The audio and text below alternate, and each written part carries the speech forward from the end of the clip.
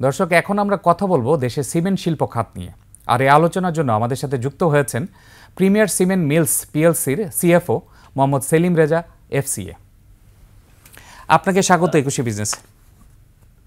ধন্যবাদ আপনাকে এবং একুশের পরিবারকে আমাকে এখানে ইনভাইট করার জন্য। আপনার মাধ্যমে, একুশে টিভির মাধ্যমে আমি আহ, দর্শকদের আহ, স্বাগত জানাচ্ছি আমাকে শোনার জন্য। আসসালামু আলাইকুম। জি, ওয়ালাইকুম আহ, আসসালাম। সেলিম ভাই, প্রথম প্রশ্নটা আমি দিয়ে শুরু করি।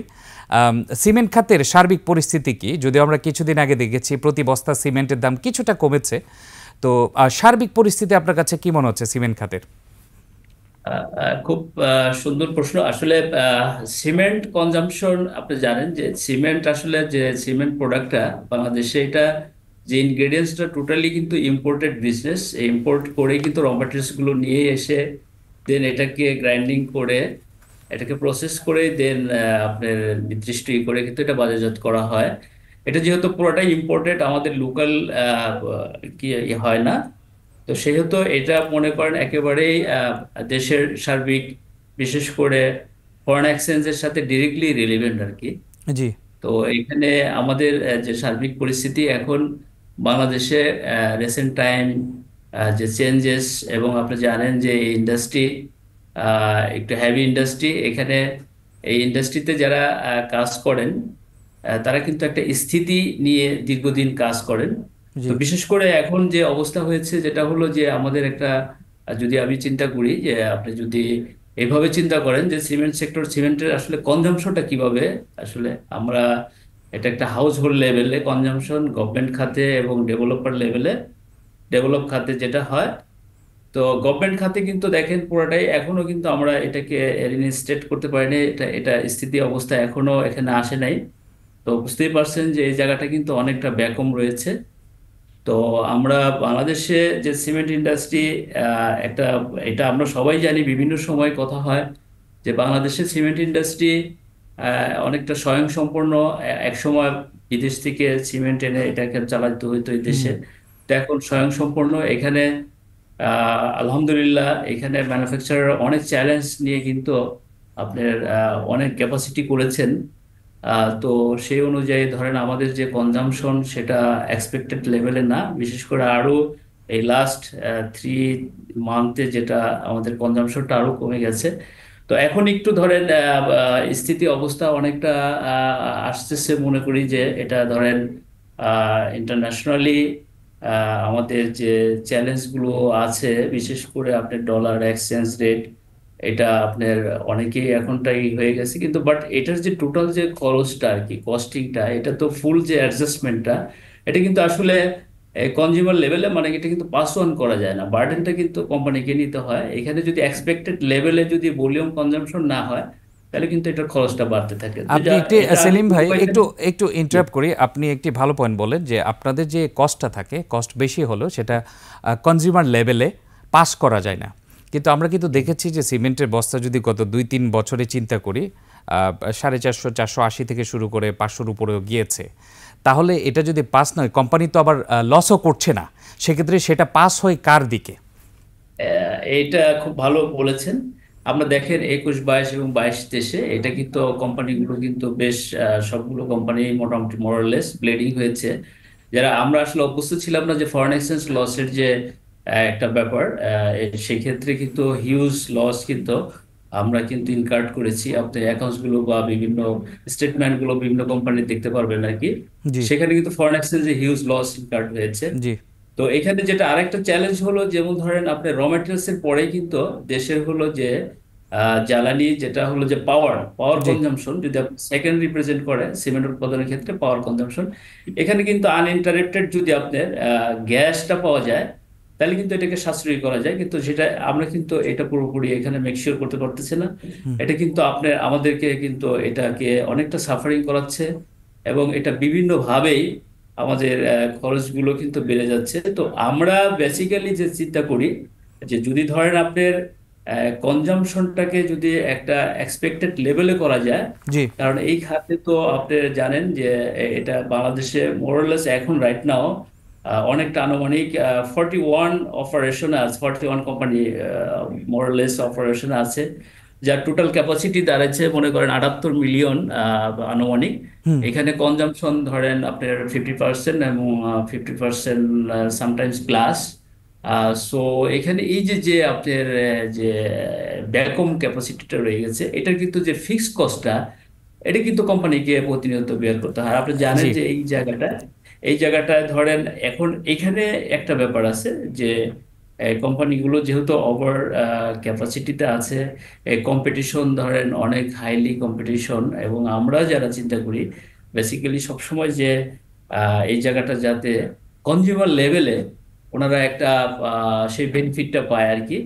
সেই ক্ষেত্রে আমাদের স্ট্র্যাটেজি আমরা যেটা করি যে আমাদের মানে ব্র্যান্ড মার্কেটিং এবং অন্যান্য আদার্স এগুলোকে ধরেন আমরা মূলত ফোকাস কম দিয়ে এটা কনজিউমার লেভেলে আমরা একটা যারা ওনারা যাতে এটার বেনিফিশিয়ারি হয় আর কি, কম মূল্যে জি বাজারে পায়, জি সেটাকে সেলিম ভাই, আমরা মেক শিওর করি।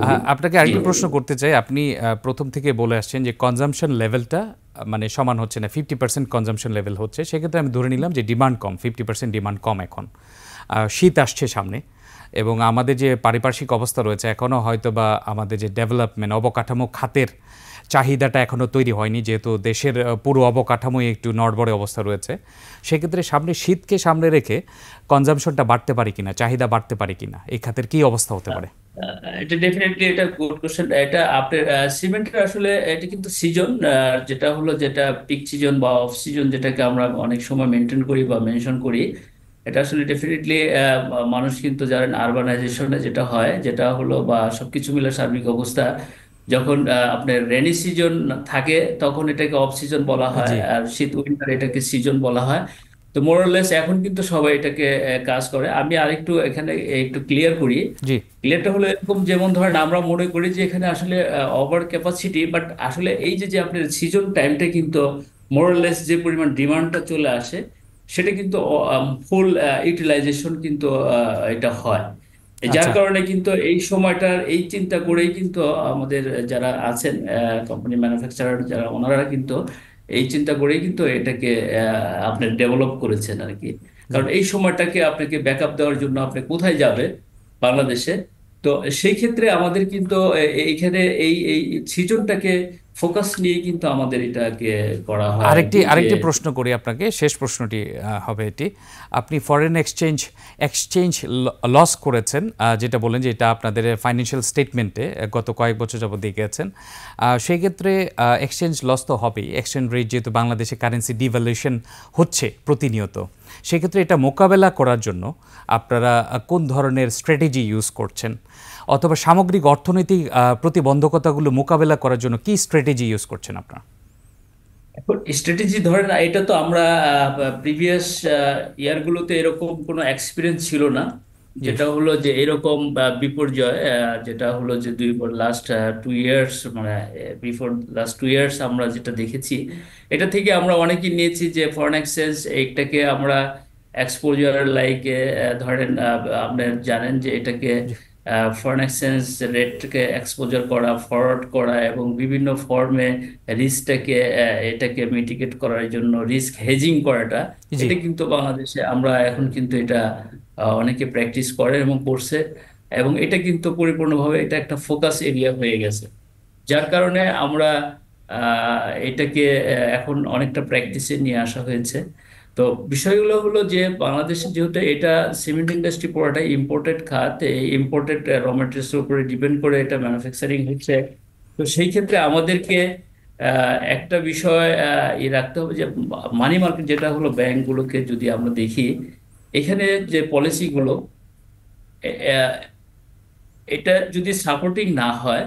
হ্যালো। জি জি সেলিম ভাই, আমরা শুনতে পাচ্ছি। আপনি আমাদেরকে শুনতে পাচ্ছেন? জি জি জি, এটা জি, এটা যদি আপনি আপনার পলিসির সাথে যদি একটু বলতেন যে এই অবস্থা থেকে উত্তরণের, সিমেন্ট খাতকে আরও সামনের দিকে এগিয়ে নেওয়ার জন্য কি করা যেতে পারে? এটা আমাদেরকে যেটা করতে হবে গভর্নমেন্টে, আমাদেরকে এই যে অপরচুনিটি গুলো আছে, যেমন এটা ধরেন আমরা তো তখন বললাম এটার কিন্তু অপরচুনিটি অনেক হাই আছে, যেটা হলো আমাদের পার্শ্ববর্তী দেশগুলোর যে সিমেন্ট কনজাম্পশন, সেই তুলনায় কিন্তু আমরা অনেক পিছিয়ে আছি।